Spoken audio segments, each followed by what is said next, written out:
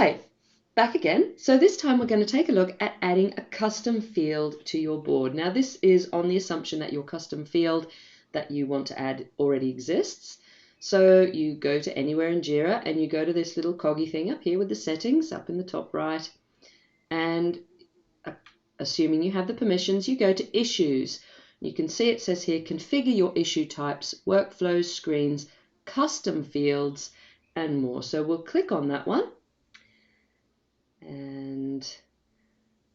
And irritatingly, that takes us to an issue screen, which is not the one we want. So we scroll down here, down the left-hand side, until we get fields and custom fields. So we click on custom fields and say we're going to try and add the work type, because that's a favorite, isn't it? Work type eng.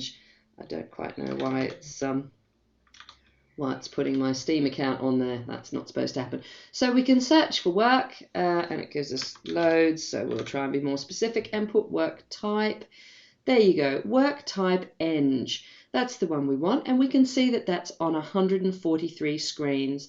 So we click on the 143 screens and it will give us a list of all the screens that it's on. So if your screen is not there, we can click just here, add or remove associated screens. So we click on that one, and that will give us a big long list of all the screens that are available. And as we can see down the right hand side here, some of these screens are ticked.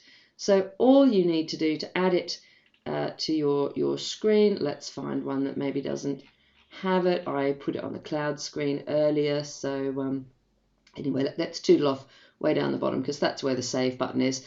I'm going to put it onto this one. I don't know who they are, but actually that looks like the Wookiee Fight Club. I bet that's the Wookiee Fight Club. Oh, they've already got it. Well, anyway, you tick this box. You just tick the box to add it or remove it from a screen, and then you click update.